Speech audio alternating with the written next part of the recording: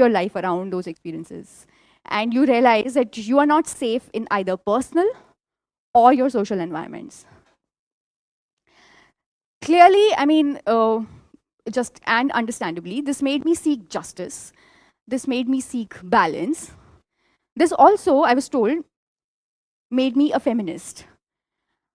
And I don't, at this stage, I don't really recall what came first, my anger or my writing.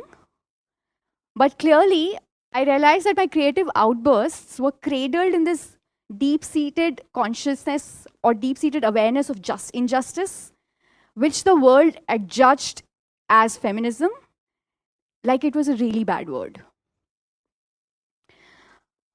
So, yes, feminism is angry, it's defiant, especially in its early stages. And as I grew older and loss and grief and vagaries of life taught me better, I realized that feminism is not only calling out patriarchy, that's its number one job. And definitely, it's not an exercise in being superior to men. But in fact, it is a lifelong commitment to balancing of power, and it is also healing.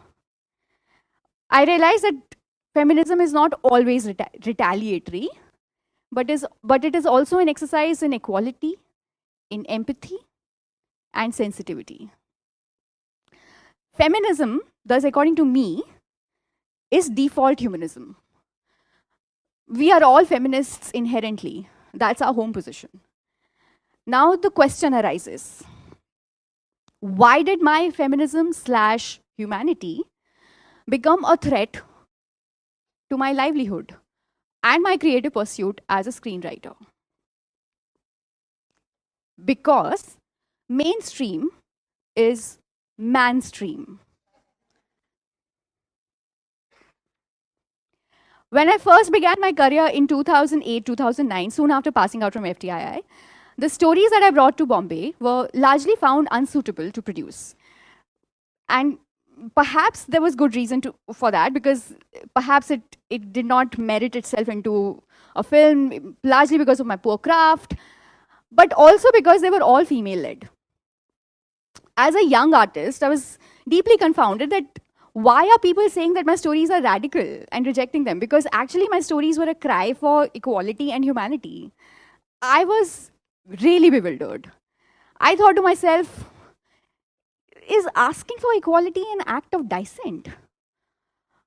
And then it dawned on me, oh yeah, in a world pivoted around male privilege, asking for equality is an act of dissent. I wasn't making it easy for myself, right? So, I hadn't even proved my craft, and I had already committed myself to not write regressive male content. I was walking into meeting rooms with the disclaimer that I would rather not write another regressive film and reinforce sexism in the world. I will not have this sexism ka dhappa on my head. But this ideology came with a price, because this decision made the work opportunities sparse, unlucrative, even boring. And very soon, in industry parlance, I became a difficult writer, which loosely translates into a situation where that no one will buy my screenplays because they are all female narratives, and the work opportunities that I will attract will be far and few in between.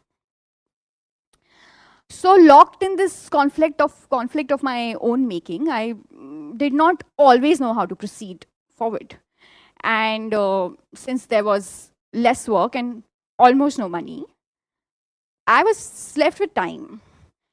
And a lot of time it was. And so I used it well, to sharpen my skills, to deepen my understanding of my craft, and consolidate my feminine gaze, as it were, praying that one day things will change. This struggle wasn't rosy, though. Considering Mumbai with its steep cost of living doesn't let you ever become incognizant of its loud ticking clock, not even for a single second. Thankfully, the push and pull of these years saw 2 releases. Margarita with a Straw in 2015, and Waiting in 2016. Both gender sensitive, inclusive, and lending equality to the male female gaze. The release and success of these two films did two things. First, the industry quickly typecasted me as a lady writer and distanced the mainstream / mainstream even more fiercely from me.